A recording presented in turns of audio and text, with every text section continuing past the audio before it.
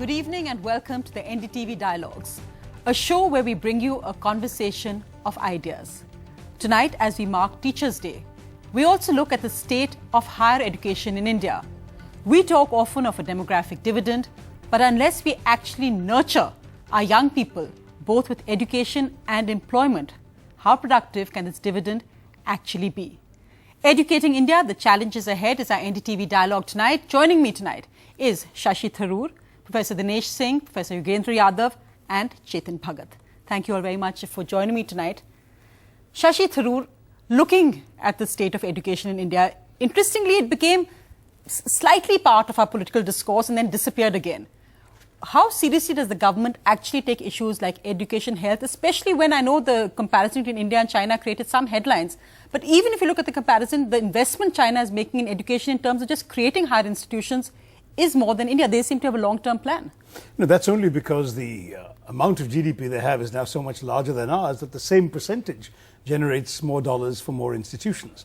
We are actually, if you take private and government sectors expenditures, we're actually spending now 4.8% of our GDP on education, which is a significant rise from the 3% that it was when the UPA began office 9 years ago, but which is not near the ideal target we've all set ourselves of 6%. I say all because all political parties have consensually said we should try and aim for 6%. So we have a way to go yet, but we are putting a lot more money into education than ever before. But yes, the government takes it seriously. I think if I can be so bold, I would say this is not just a social economic challenge for our country. The demographic dividend, the youthfulness of our population, which we can take a huge advantage of because we will have this youthful, dynamic, productive, working age population when the rest of the world, including China, is aging. But as you said, we can only do that if we educate them and train them. But let's also ask ourselves what happens if we fail in educating them. And when I say education, I don't just mean college and high school and college.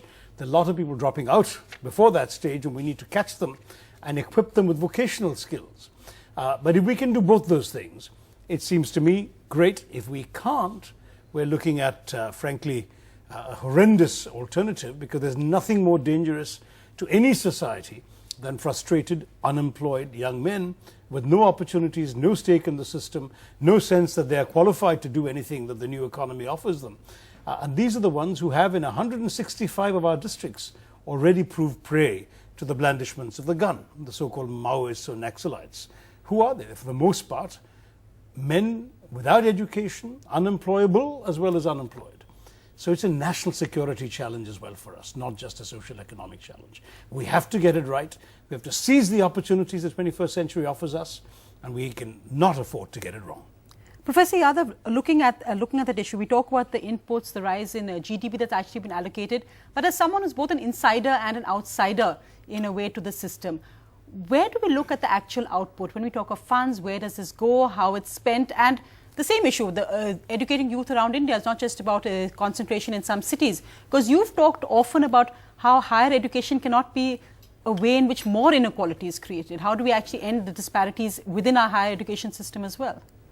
I think Dr. Tharoor correctly pointed out two basic things. There's an opportunity here. For the first time, higher education got the kind of resources which were unthinkable 20 years ago, which was a great opportunity. And of course, he's very correctly underlined the challenge as well. What is missing in all this is the tragedy of higher education is not, in the last 10 years where I've had some opportunity to look at it, the tragedy is not that there is no money.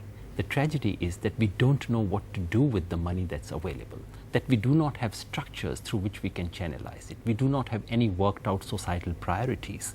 And I fear that in much of this talk about the challenge, 21st century, and a certain kind of lingo that comes in, what gets sidelined is the real challenge. I mean, while policy documents keep talking about inclusion, equity, and excellence, but really much of the emphasis is on a tiny little sector of our higher education, which needs to be polished and presented to the rest of the world.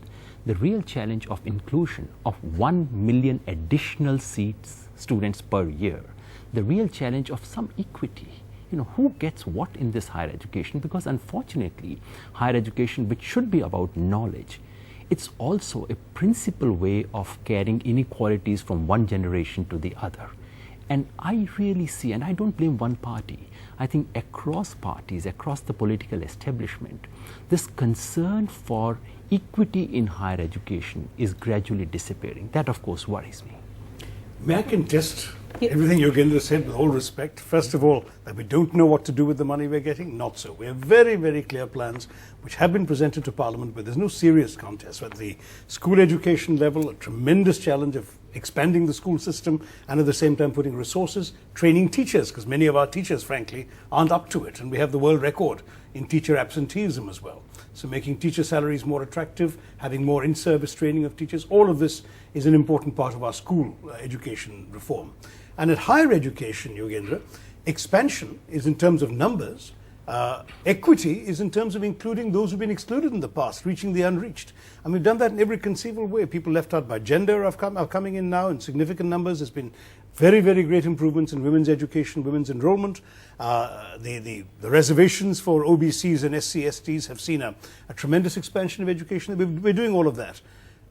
Excellence is an area where we have not done enough, and we have to emphasize on quality. One of the things we're doing is pumping in a lot more money into research than ever before.